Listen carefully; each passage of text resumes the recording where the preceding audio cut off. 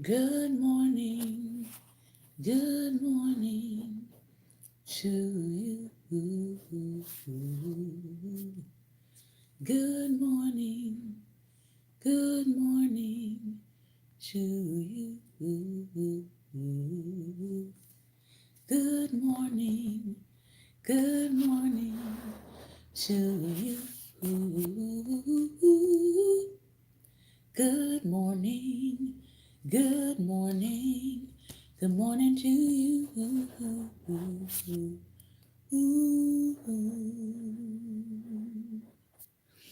Good morning, and welcome to Daring Dialogues. I am your host, Shantae Charles. I hope that everybody has been having a great and wonderful Friday thus far. I'm looking outside at the winter wonderland that just blew through here last night, and I'm very thankful that they have already come and cleared our roads because everybody doesn't get that wonderful treatment. So, thank you to uh, where I live, the county I live in that actually does that. Kudos. We know it's taxpayer dollars at work and all of that good stuff, but it is getting done.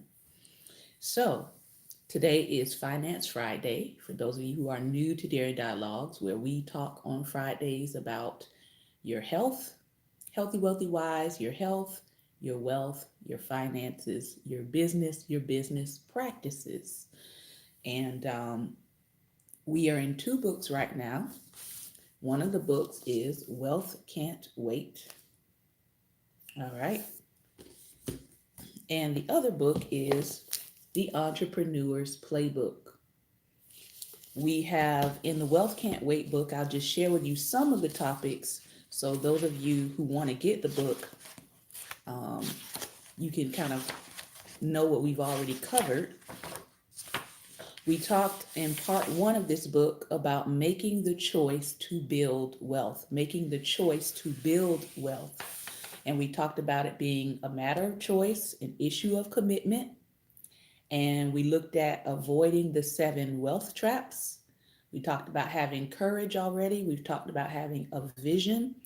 We've talked about building greater wealth naturally, the importance of having a ground game and an air game, asset based living versus cash flow based living, making it happen with ease, and taking responsibility for your wealth. All right. Part two, we've been talking about embracing the mindset that builds wealth, embracing the mindset that builds wealth, thinking and then growing rich. What do I want in my life? Thinking bigger by aiming higher, thinking 10 times and breaking through your limits, thinking easy instead of hard. Some of the things we've covered here. Stop thinking that the world is out to get you, but think that the world is out to help you. And I know for a lot of people, that has really been helpful for them to change their mindset. Thinking, how could this benefit me? And then we went into part three of this book, which is talking about creating the habits that build wealth. Habits like live life by design, make business decisions based on solid fundamentals, sticking with what you know and drilling deep, earning more by learning more, chunking down your big goals and adding accountability to them, spending less than what you earn and investing the rest, and then letting go of the small stuff. So now we are on part four of this book. There's actually 5 parts. We're on part four, and we've covered um, pillar one, client acquisition is king. It is the most important skill. And now we're on pillar two, which is looking for barriers to entry. Looking for barriers to entry. And last time we began talking about how certain markets are easy to enter, but that's not always a good thing in the long run if you plan to be in business for a while. Um, they actually encourage people to look for barriers of entry that make it a little harder or more competitive so that you don't have a whole bunch of people flooding a market for what you want to do. And then you find yourself out of business a few years later because that market has gone bust or that market has been oversaturated with a certain good or service or product. All right. So we're going to look at two case studies today. Case study one, and he entitles this Due Diligence Before Bidding. Due Diligence Before Bidding. And this particular book, they're giving real estate examples, but they also give other business examples as well. But this particular one is talking about real estate. Paul's Real Estate Group was a bidder in an auction that was liquidating assets from a very large trust. This auction required buyers to purchase as is. Thus, in this auction, you could only spend time and money examining the property prior to bidding. Thus, you could waste a lot of time and money and end up getting outbid. This trust had several what they call Class A properties, each of which had hundreds of units, and they were highly sought after. They had great locations, they were well rented, and they were in fairly decent conditions. Cash and credit proved to be an significant barrier. The bids on the property submitted by Paul's group were not even close to winning the bid amounts due to the low barrier to entry and increase in competing bids. Case study number two, unusual obstacles, ugly ducklings, higher barrier to entry. One of the trust sale properties Paul's group was looking at was very suspect. It was in an excellent location. It had 100 apartment units, one house, and 100,000 square feet of retail commercial property. All of it was slightly run down. You would expect money to flow toward this deal and drive down the return. Without any serious issues or barriers, this property would have easily sold for about $4 million at the time. There were, however, two serious issues with this property. First, there was a dry cleaning plant that worried potential buyers who were concerned about the complex's environmental issues. Second, the entire property was heated by an 80-year-old boiler plant located beneath a public street. The boiler plant structure was compromised, and the city had cited the property as a possible public hazard, putting the street above at risk of collapse. Without solving these issues, banks would not lend you any money. So this deal appeared to be a cash-only deal, which was another huge barrier. Now, looking at both of these two case studies, do you run from these barriers or do you run to them? Paul's group knew zero about environmental risk and zero about civil engineering. Yet the following process was not rocket science. Rather than immediately pass or decide to bid very low to account for a wide array of potentially costly outcomes and the need for a massive amount of cash flow to close, they began to look further. A small amount of research led them to discover licensed specialty environment consultants that can both examine toxic risks and also utilize insurance and the government program that will guarantee you against future liability. Paul's group paid about $20,000 for the certified investigation and report. This was not a small amount of money for them. Then they contacted reputable engineering firms large enough to evaluate and fix the boiler plant and guarantee the work. But this brought yet another hurdle. The firm had to do lots of work, core drilling, for example, just to provide such an estimate. The firm wanted $25,000 just to do the comprehensive report. So they faced another fork in the road. Do they invest $45,000 into testing a property that they don't have under contract with the risk that the test might yield more bad news? This was a tough one for Paul's group. Paul's partner, Eddie, pushed to spend the money that no other bidder would spend. So, based on the huge potential upside, they went for it. Here are the results. First, the $20,000 environmental testing yielded no toxic issues. Not only did they have a clean bill of health, they also had a guarantee against later issues. Secondly, after $25,000 worth of testing, the engineer company gave Paul's group a bid to repair and make the boiler plant safe, reporting that it would cost about $125,000 to shut down the plant and make the street safe. Armed with this information, Paul's group bid and won the property for $2.4 million. They had spent $60,000 on due diligence and ended up needing only $20,000 to shut down the boiler plant, plus $100,000 to put in the new heating throughout the project, which added additional value. Thus, by capitalizing on the barrier to entry, they bought a $4.5 million property for around $2.6 million. Totally worth it based on their estimation. And of course, that property value, once they got it up to environmental code and all of that, that property value skyrocketed. So again, he's talking about barriers to entry.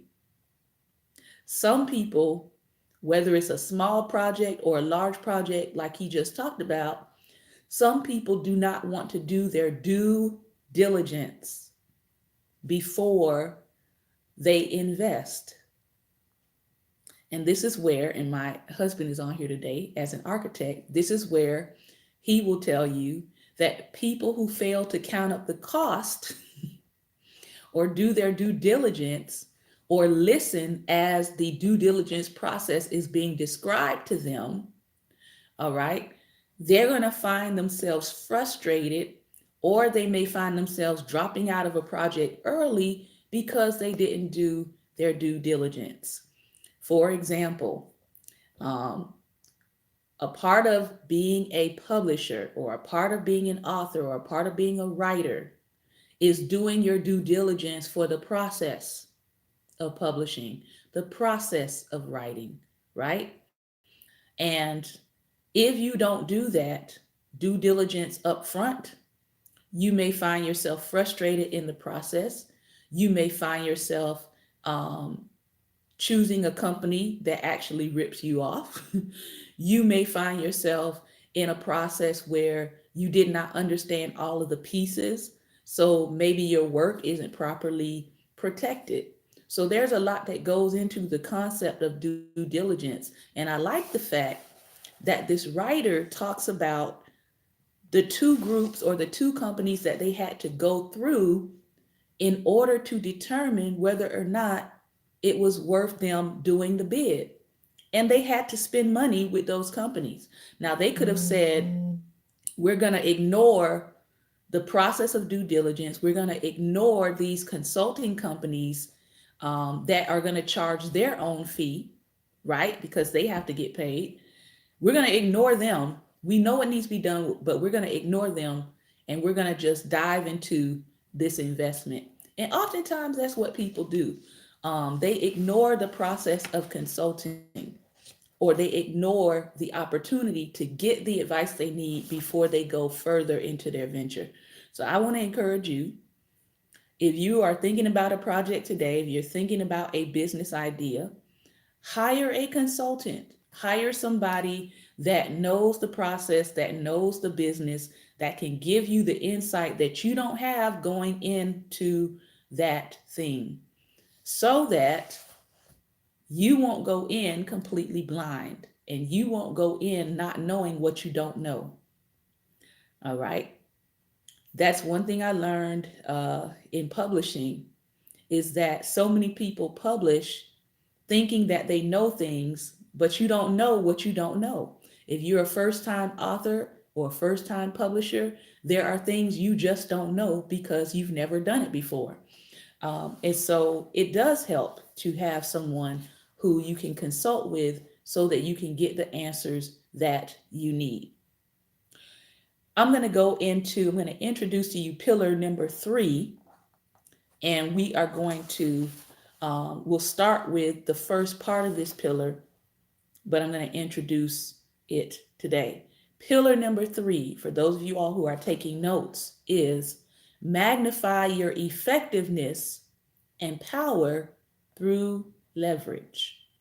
Magnify your effectiveness and power through leverage. Leverage is the reason some people become rich and others do not. Robert Kiyosaki, author of Rich Dad, Poor Dad. A business is scalable. For us, the best business is one that can run without you. To do that, you must have amazing leverage. There are 3 types of leverage, and we're going to talk about one of them today. There are at least 3 types of leverage. Number 1 is systems leverage. Number 2 is people leverage. And number 3 is financial leverage. Systems leverage, people leverage, and financial leverage. So we're only going to touch on systems leverage today, and then we're going to go to our second book today, which is The Entrepreneur's Playbook. Each of these types of leverage magnifies your effectiveness and power to make an impact. In building a business, you should consider using all 3 types of leverage. It may take you a while to get to using all 3 types of leverage, but as a business, you should consider using all 3. All right, so let's look at the first one, which is systems leverage. Following and defining standards. Following and defining standards. The author writes, David grew up a rebel. His dad was a Green Beret colonel, so they had a lot of discipline at home. This caused him to want to test boundaries at school. He was not afraid of teachers and often, to his later chagrin, not very respectful. He hated the rules and went out of his way to break them. Today, David and his team find many rules liberating. They find choosing rules that work and mutually agreeing to follow them accelerates their success. Here's how. In a sense, what they know as rules are really just standards. Most of us call them standards, or we call them best practices. In one of David's businesses that he bought, sold, and rehabbed, he processed more than 600 homes in 5 years. In 1 year alone, he bought more than 300 homes. When you go from doing 1 or 2 rentals a year, which is all he did for his previous 15 years of business, to doing more than 300 homes in a single year, your world radically expands and demands more on your time. Explode. They keep up with the expansion by implementing rules or standards. David's team created well-defined standards for each aspect of their business. They had standards for the homes that they would flip, meaning they weren't just picking any kind of home. They had a specific kind of home that they were looking for to purchase in order to be able to flip it quickly. They had standards to determine which of the homes they would keep as rentals.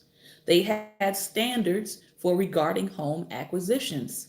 They had a standard and a process for how they would bid on their homes. So as they developed these standards and practices, it was easy for him to begin to add people to his team, which is what we'll get to later. It was easy for him to add people to his team because he had standards. Now, when you don't have standards and you add people to your team, you're going to run into people butting heads with each other because everybody's trying to do things, quote unquote, their way, or the way that they best see it getting done, or the way that they work best personally when there are no general standards. All right. He says here, becoming rule bound is a choice. In the same way we evaluate the property inventory we keep, our workouts, and even our relationships, we have a set of rules for how we treat each other in our tribe. David went from a guy who hated rules to choosing to be rule bound because he saw the value in operating based on parameters that serve their collective goals. And those parameters enabled them to expand. A lot of people hate rules for some reason. But rules or principles or standards or best practices, all of that is the same. All right. They give people a guideline, like he said, and a parameter and a barrier to follow. I'll give you an example. All right. Right now, I am a co-admin for a group of close to 45,000 people. Now, if you think your life is something, managing the people that you have that are in your life, whether it's family, friends, community of faith, etc., I want you to take the people you have in your life and magnify that about 10,000. And then I want you to think about the souls that you are involved in speaking with, communicating with, talking to. And then what would happen if you didn't have standards, right? So this particular group did not have standards. When I became admin, it did not have standards in the group. So I created 3 standards. I typed them up, posted them, they published. All right. People joined the group, and I could tell they had not read the standards because they came in the group breaking the standards. So then I had to say bye-bye. I would inbox them. I would say, hey, go over and read the group standards so you can make sure you understand how you're supposed to operate in this group. Some of them did and changed what they were doing. Some of them did not, and they kept on doing what they were doing. So then bye-bye, because there are now standards. So now when people enter that group, they have to answer some questions before they're added to the group. And one of the questions are, have you read the standards and do you understand them? So if you say yes, and we add you to the group, and then you break the standards, then guess what? It's not a hard decision to make as to whether or not you will stay in the group, because there are now standards. Believe it or not, some people have standards for their life, even though they may have not written them down anywhere. Most of us have standards for our life. Maybe we are not verbalizing them, or maybe they aren't written down somewhere, right?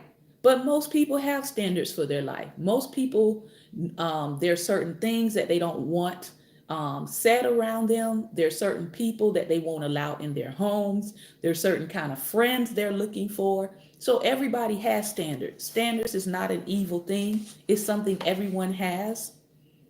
Maybe you've never called it your standard, or maybe you've never called it your value system or your principles or your boundaries, but everybody has them. Sometimes you just have to go back over your life and review. What are my standards? What are my values? What are my principles? Do the people in my life right now for 2019, do they match the values that I say I have? So this is not just for business. This is a relationship principle altogether. Because what happens is, again, if you don't have standards, if you don't have boundaries, then people come into your life and they will treat you as if you have no standards and no boundaries. Ask me how I know. All right, we're going into our second book for today, The Entrepreneur's Playbook. More than 100 proven strategies, tips, and techniques to build a radically successful business. We are on I believe this is the Third, yes, we are on the third principle in this book. And that principle is, if you ain't passionate about your idea, no one else will be. If you're not passionate about it, no one else will be. So he's going to talk to us today about passion from a different perspective. Passion from a different perspective. And then we are going to look at a case study and the notion of empowerment. And we'll be closing out with some takeaways from this particular chapter. Passion from a different perspective. There's another way of looking at passion. On the surface, it seems that there are 4 questions you might ask yourself before starting any new venture. Number 1, is it feasible? Can it be done successfully? Number 2, can I do it? Because oftentimes people may see something that someone else is doing and they may get excited about it and think that they can do it until they try to do it and realize, wait a minute, this is not my skill. This is not my expertise. My husband and I joke about this quite a bit because 3D is not my expertise. 3D anything. So this past week, as we are doing our home setup, all right, I've tried to set up 2 things, I think. Yeah. I've tried to set up some lamps where you have to build them, put them together. And I've tried to set up a hanging rack for my closet. Let me just tell you, the lamp was certainly easier than the hanging rack, but that's not my forte. That's not my expertise. And so the hanging rack, which it seemed like an easy project, but I definitely needed my aunt's help. And it took us together. It took us about 45 minutes just to figure out what part goes where. That's not my expertise. All right. So I can look at somebody who's building something and I can be excited about it, right? But I know myself now. And so I'm not going to jump up over there and say, oh, I can do that too. No, I cannot. I'm going to leave that in the hands of the experts. Now, my husband, expert, awesome with 3D. He can model it digitally. He can build it, a mini model of it, and he can go through the process of seeing it come to full fruition because he's an architect. All right. But me, So you got to ask yourself, can I do it? Do you know your own limitations? Are you willing to admit what your own limitations are? Pastor Ben says some of us make things look too easy. And sometimes, Pastor Ben, that's because someone has a grace for it, right? They have a grace or they have an anointing for that skill. And it looks easy until they start explaining to you the process to get it done. And then you realize, wait a minute, this is actually kind of hard to do. And that person has a grace to do that. So we have to be honest with ourselves and say, is it feasible? And if it is feasible, can I do it? That means, is it feasible for me to accomplish? Right? Yes. Like editing. I know there are a lot of people who say they are editors, but then I look at their end product and you can tell they're not an editor. They read through something, they knew some grammar rules, but they're not an editor. Because an editor is not going to just look at your grammatical piece. An editor is going to look at your composition. An editor is going to look at your format. An editor is going to look at your flow of your message. It's more than just correcting grammar. All right. Number 3, is it worth doing? Is it worth doing? So is it feasible? Can I do it? Is it worth doing? Will there be a market for what I want to sell? Is there potential to turn it into a profit? Will people appreciate what I'm trying to do? In other words, does it make sense to put in all this effort for what I'm doing? And lastly, number 4, do I want to do it? So I want you to think, if you're taking notes today, I want you to think about these 4 questions. Is it feasible? Can I do it? Is it worth doing? And do I want to do it? The last question is really the one that matters. Do you want to create something? Do you want to create something? Why? Either the venture is something that you want, or it's something that leads to what you want. Like, is this a step in a process to get you further into the goal of what your final goal is, right?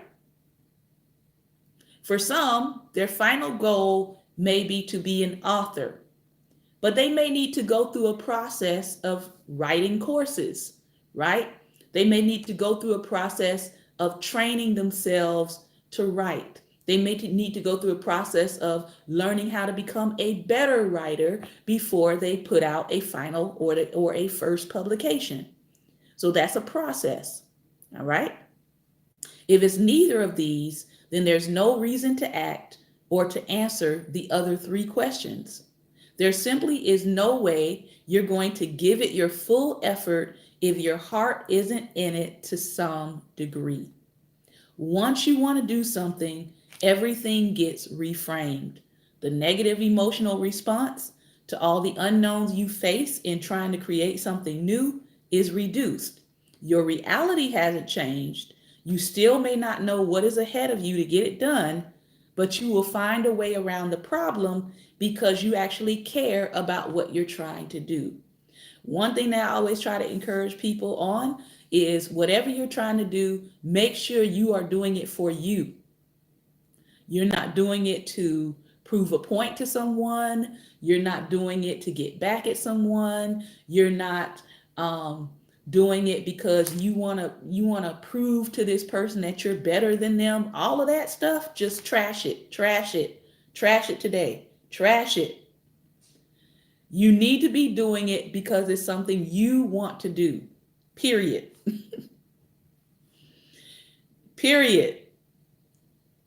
Because once that little seed of whatever it is satisfied, then your passion for that thing may leave. And now you brought people along with you on a journey that was not based out of personal desire to get something done, but it was based out of a desire to prove somebody wrong. And once that desire is gone, then what do you have left? If your passion is attached to revenge and you get the revenge, then what do you have left, right? So it's extremely important to select a business that satisfies your personal goals, involves the kind of work you like to do, are good at, and fits your lifestyle. So it's pretty easy to prove this. Situation number 1. Let's say you work for a clothing wholesaler and your boss gives you the assignment of figuring out how to sell everything that you carry in the store to Europe. Here's how these 4 questions play out. Number 1, is it doable? Who knows? You haven't a clue of how to set up distribution and service network to an undeveloped country. Number 2, can you do it? Maybe, maybe not. You've never done this before. 3, is it worth doing? Again, this is something you cannot answer with certainty. Who knows the size of the market and whether it will be profitable? Number 4, do you really want to do it? No, it's the boss's idea and you already have enough to do. Thank you. Situation number 2 is exactly the same, but you are the one who wants to sell the clothes there. You are the one who's ready to go off on your own, and you think you could do this, and this could be an opportunity. You have a compelling desire to give it a try, because maybe you know somebody who lives in Europe. So, what is the likely result in both cases? This isn't a hard question. In the first scenario, where desire and passion are not a part of the equation, you're not really in any hurry to follow the boss's direction because the situation is uncertain and unknown. You keep thinking about what you're up against and how you're going to search and how you're going to research to figure out if this is possible, right? At best, you'll put it at the very bottom of your to do list because it wasn't your idea, it wasn't your desire, and it wasn't your passion. The presence of desire will alter that because if you really want to do it, you're much more likely to take a first small step toward resolving the initial challenges. For example, the next time you are visiting a friend or a family member, you will actually stop and you will ask them some questions. Maybe your family members have been to that particular part. You will actually try to do some due diligence and find out what's going on over there with the market concerning clothing, right? You will try to research those that you need to get in contact with to form distribution partnerships. So, what was the difference between the two scenarios? It was desire. The first scenario, it was the boss's desire to do it. The second scenario, it's your desire to do it. So, before beginning anything new, ask yourself this: is this something I really want to do? Period. If it's not something you want to do, if you lack the desire and the passion to get it done, it won't get done. All right. Here's one last reason your passion for your idea is so important. Nobody will be committed to what you're doing if they don't see your desire, your belief in your idea, and your willingness to try to accomplish it. Case study: the TV Guide trivia game. It was 1983, and Bob Reese was watching with interest as a board game became the rage in Canada. Reese's experience in the industry had taught him this rough rule of thumb. Every sale in Canada would actually translate into 10 in the United States. So, if you look at what's hot in Canada, chances are it's going to trickle on down and become successful in the United States. Hint, hint, tip, tip. And since it appeared that Trivial Pursuit was going to be selling 100,000 copies in Canada, this meant two things. Number one, it would sell at least 1 million copies in the United States. His estimate actually turned out to be pretty low. And number two, it would open a huge niche for other trivia games, and that represented a potential huge opportunity for Reese, who was selling board games in the US already. Now, go into your local bookstore and see how many types of trivia games there are.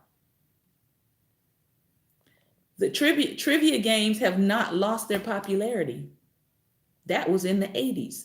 You have trivia games now for TV shows. You have specified trivia games. You got relationship trivia games. You got all kinds of trivia games today. The good news was that he had spotted an opportunity, and the better news was that he quickly decided how to fill it. He would create a television trivia game. Making that decision, of course, was not enough. Given the success of Trivial Pursuit, it was clear there were going to be many other companies who would try to ride the trivia wave, and some would probably pick the entertainment sector and maybe even TV in particular as their theme. What would make his product different? How could he promote it? The big companies could spend millions on advertising and marketing, and there would be no way his tiny little company could compete. The obstacles were daunting, but Reese was passionate about the idea, and passion, as we have seen, can get you over a lot of hurdles. So, what was his battle plan? Partner, partner, partner. Instead of going it alone, he began looking for partners. The strongest in the television space at the time was TV Guide. He worked hard to establish contacts and got permission to license their name. Let me put a plug right there. He got permission to license their name. A lot of people don't realize that licensing is one way that you can create income through your intellectual property. So they didn't necessarily have to say, "Hey, we're gonna jump on board with you and do all of the work piece." They just let him license their name for his product. And so the TV Guide trivia game was born. The nice thing about the arrangement was not only did it give Reese a differentiated product, but it also gave him access to free advertising. In exchange for a 10% licensing fee, TV Guide agreed to give him 5 full-page ads in the magazine for free. The magazine circulation at the time was 18 million readers. So far, so good. Creating a game is expensive, and the people who do it well are highly compensated. That was another hurdle, one that Reese got around by giving the developer of his game. Here's another way that people earn income who are in the intellectual field. The developer created it, and he said, "I'm going to give you 5% royalties." That means into perpetuity, however many of these we sell, you're going to get 5% of the profit. So that's the deal he struck with the developer, which decreased to about 3% based on volume in lieu of him paying a fee up front. So he said, "Hey, I see you have the ingenuity. I see you have the creativity. I know that you know how to get this done. If you create it for me, rather than pay you a one-time fee, I'm going to offer you a 5% profit royalty as long as these sell." So that's what you call generating income that lasts beyond the product. Selling it to retailers is also expensive. Instead of setting up his own sales force, Reese went with an independent rep who received a 7% commission on each game sold, but no salary. Collecting on sales is always difficult, so Reese partnered again, this time with a factoring company who would handle his collections. So, how was he to get the $50,000 that he needed to get underway? You guessed it. He partnered again, giving equity to a rich investor in exchange for picking up the startup costs. Reese sold 580,000 games at $12.50 wholesale in 1984, his first year.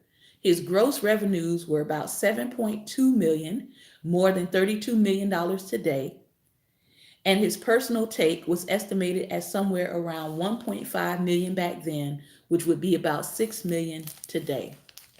So because he partnered, right, he gives away a part of the share in the market to each person that helps him, but he's still earning well over what he would have had he just tried to get started out and do it himself. So, empowerment. Excuse me. Given how hard it is to create anything and how much passion is required to overcome the inevitable obstacles, the last thing you want to do is get in your own way. But I guarantee you'll be tempted to. Let me explain. Invariably, people who start companies assign themselves the position as CEO. Understandable, of course, because it is their idea. There are many different ways of being a CEO, and unfortunately, the majority of people gravitate toward the old command and control model where the boss's fingerprints can be found on everything. Can that work? It can. But here are some obstacles. Number one, the business may never grow bigger than one person can manage effectively. Number two, the company can't move quickly. Since everything has to flow through the chief executive operator, a potential bottleneck has been created. People may have to wait for the CEO to sign off before they can move ahead. Number three, they may not get the best ideas out of their people. Once they understand your company is set up for everything to revolve around the CEO only, people are not going to take the time to develop their best ideas. And number four, it can be exhausting. He says, I know that these 4 points are true because I used to be a manager who wanted to control everything. People described me as a micromanager. It wasn't surprising that I had a difficult time keeping my senior people. So, what changed me? Al Mattia, my longtime friend and fellow CPA. While my CPA firm was growing, his firm was growing, my CPA firm was growing 10% a year, his firm was growing 25 to 30% annually.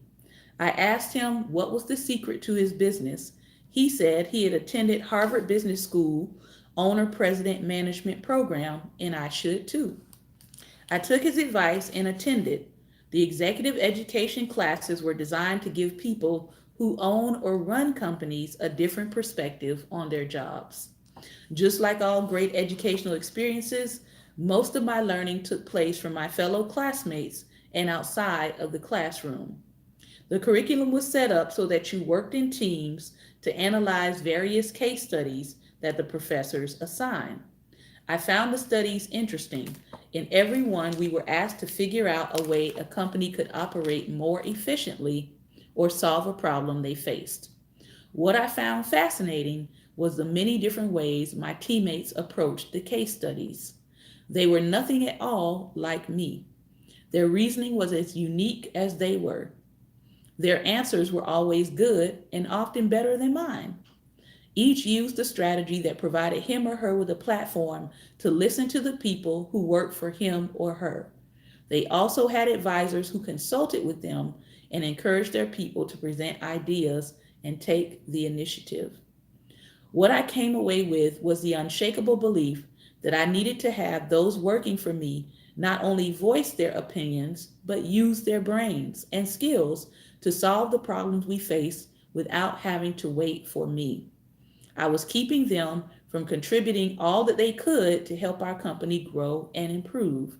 I was wasting our most valuable resource, people, and that had to change. I needed to create an environment where they could do their best work. This is the essence of empowerment. I became a convert on the spot and even more passionate about my business. When I got back to the office, I held a firm wide meeting and said, I want your input. Everyone here knows more about their jobs than I do, and I want you to make decisions on your own without waiting for a meeting. Not only did the morale of my company go up, but sales and earnings did as well. When I tell this story, people ask me if I'm worried about my employees making mistakes. My answer is not really. For one thing, everyone always makes mistakes. They were making them before they were empowered, and it would be silly to believe that they wouldn't make any more once they are. As a leader, it is your job to catch them. But an intriguing thing happened. Once I started letting people make their own decisions, the number of mistakes went down. When my employees felt I was going to make the final decision anyway, they didn't always fully think through what they were doing. But once the decision was theirs to make, they weren't only more creative, they were also more careful because they had a stake in the outcome. And to underscore how important I thought empowerment was, the bonus part of their compensation was directly tied to the ideas that they came up with. Do they have the absolute final say over everything? No.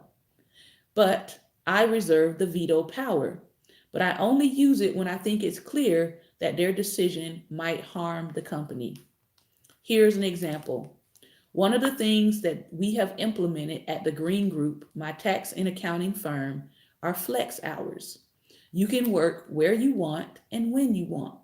The caveat is be accessible, get the work done, Get into the office when you have to and take care of our clients.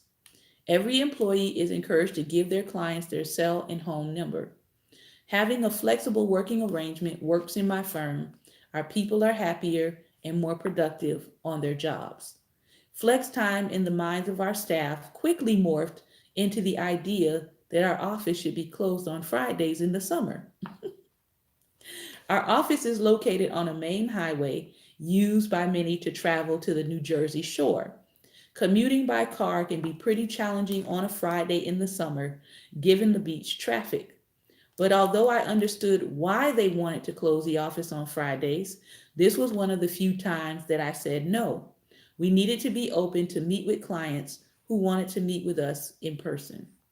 The employees understood and countered with the idea of maybe having half the staff in on Mondays and the other half in on Friday.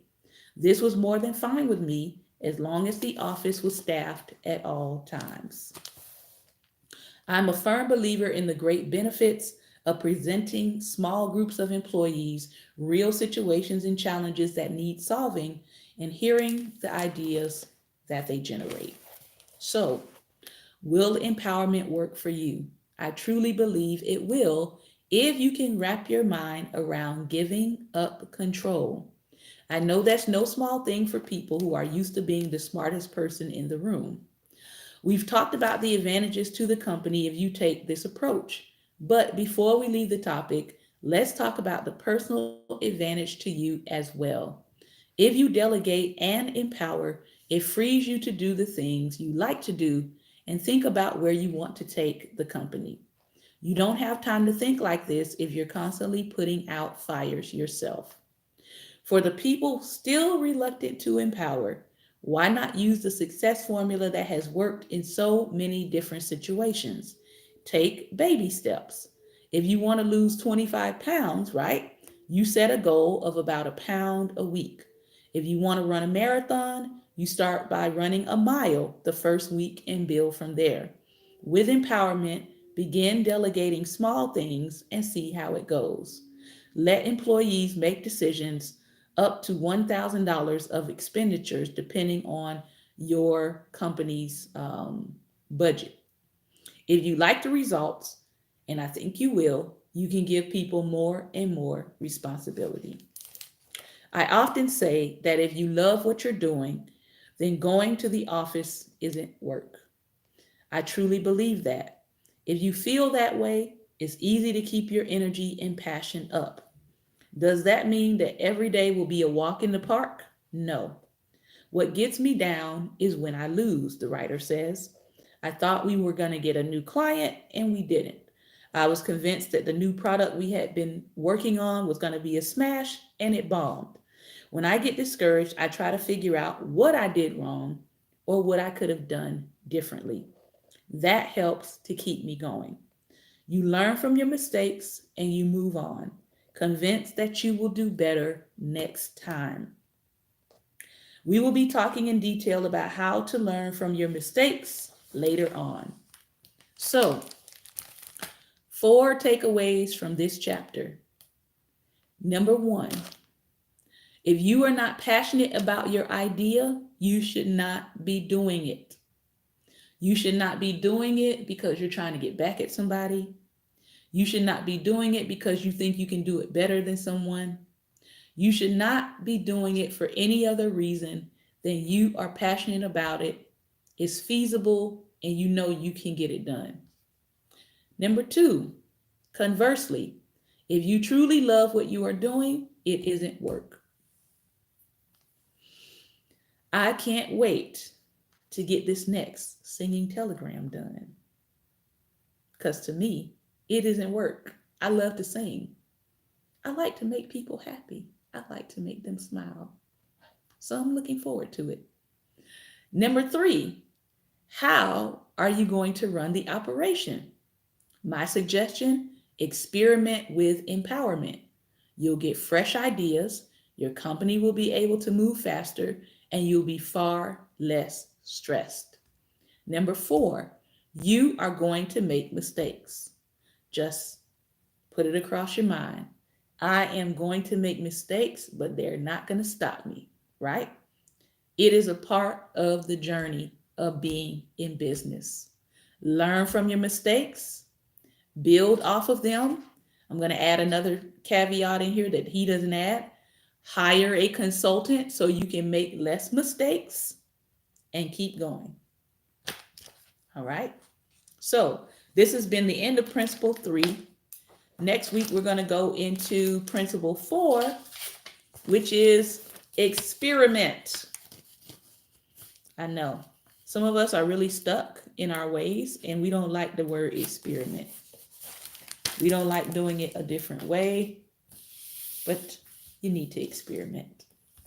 So, this has been another episode of Daring Dialogues, and I've been your host today, Shantae Charles.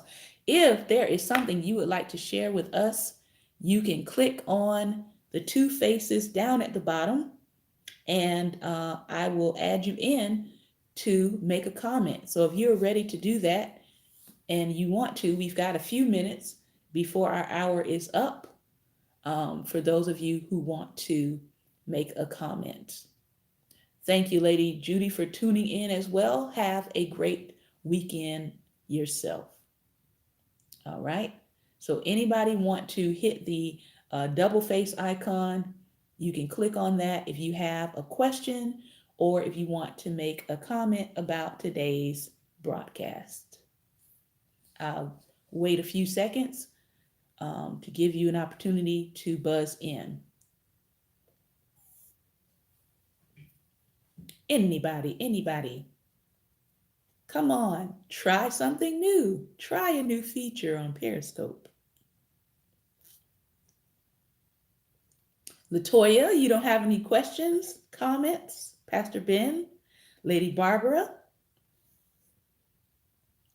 Lady Barbara tried it yesterday, so I'm not going to bother her.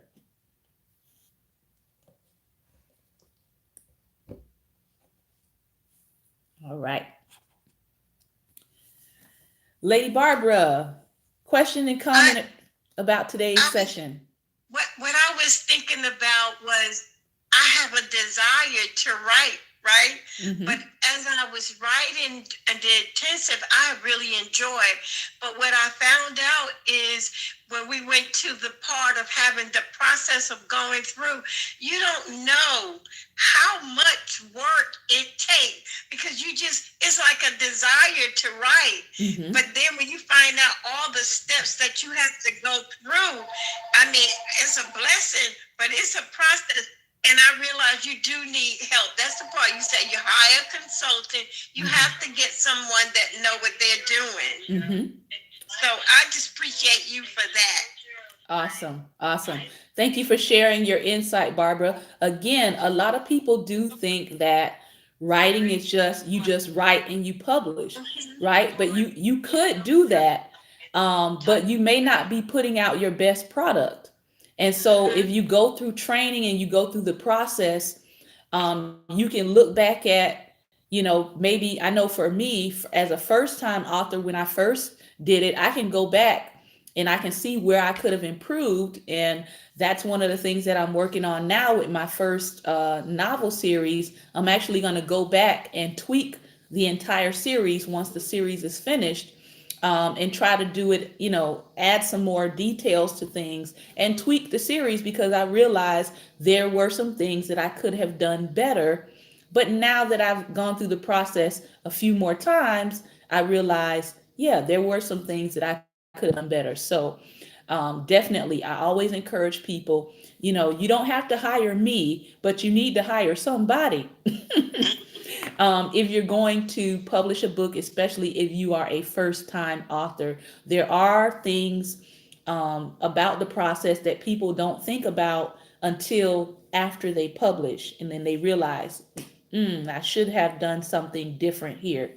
And again, I've run into a couple of people who have had to go back and republish and recopyright their work.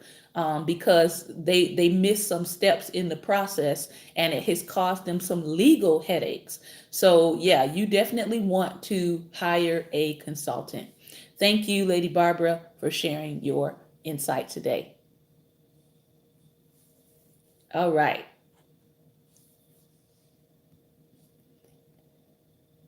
Anyone else? At this time, I want to thank you all for joining in. I want to thank you all for being a part of Daring Dialogues today. I hope that you all have a great and wonderful weekend. If you are one of my Life Nation partners on here, just being reminded, uh, Pastor Ben, I'm going to grab you right now. Hello, hello, hello. Are you at it? Hello? Hello. There you are. Pastor Ben, thank you for joining us live on Daring Dialogues. Please share with us your insight today. Okay, the things that you were talking about today, I've experienced them. I've worked for people that want to, like they want to control everything. Mm-hmm. And I've worked for people, as a matter of fact, there was a contractor that I was working for. He had two houses, one for his brother, one for him. They were building these houses. Mm-hmm. Two different designs. And on the design for his house, there were a lot of problems. Some things that the architect put there because of the way the house was built, I had to make an adjustment on. So I got to the place where the guy, I would always give him options when I spoke to him. Mm-hmm. And it got to the point where he said, no, don't ask me any questions. He said, you do it. Whatever you got to do. He said, I trust you. I see you know what you're doing. You just, whatever adjustment you have to make, Mm-hmm. you got the freedom to do it. Wow. Then I get those that don't know really about what the type of work I do. They want to tell me exactly how I got to do it. Mm-hmm. When their concern should be the end result. Right. See, so I've run into that, and I also have to chime in and agree with Lady Barbara because the editing. I'm gonna tell you the editing thing. I really don't want to touch it. You can have that. Believe me, you can do all my editing. Because when I did my draft and just send it back, I went through it and boom, boom, boom. This is why when you and I had the contact, Mm-hmm. and I told you, no, I didn't touch anything. I just added what you said I should add, and that's what I did because I loved what was done. Mm-hmm. The changes that you made and the wording, some of the wording you changed, and it was great. Awesome. And I bought some books where, even after I took the class, I've seen some books where, okay, this wording could have been done a little different, have more of an effect. And I've seen some misspelled words. Yes. And that's one thing that people don't realize. Because I am a small company, but I tell people whether you're a small company or a large company or you're an editor working at a publishing house, you'll be surprised how many of the mainstream books as you're reading still have errors in them.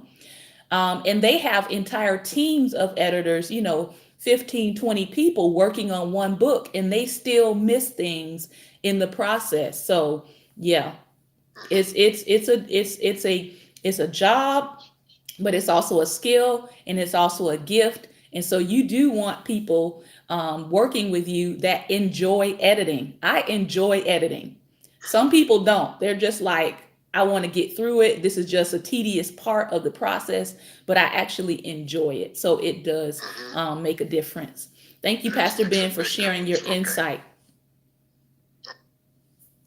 All right. I want to thank you all for joining in today and hearing from, I like to call them my co-partners here, the We Dare Squad. If you have any questions about today's broadcast, you can email me at reachshantae, SHANTAE, @gmail.com. If you want to partner with me, you can join me on patreon.com/daring dialogues, all one word, and you can check me out there as well. Remember, light is the most daring opposition to darkness, so please go out today and be light. If you are partnering with us through Life Nation, remember on this Sunday, we will not be in our regular services, but we're actually going to be attending a Black History program that's going to be showcasing people from our particular county, talking about the history of our Tri-County region. So that's what we'll be sharing in a program at 3:30 on Sunday. If I have live stream capability, I will try to live stream some of it. so that those of you who are on Periscope will be able to tune in with us. All right. Again, have a great and wonderful day. Have a great and wonderful weekend. And don't let anything stop your progress. Take care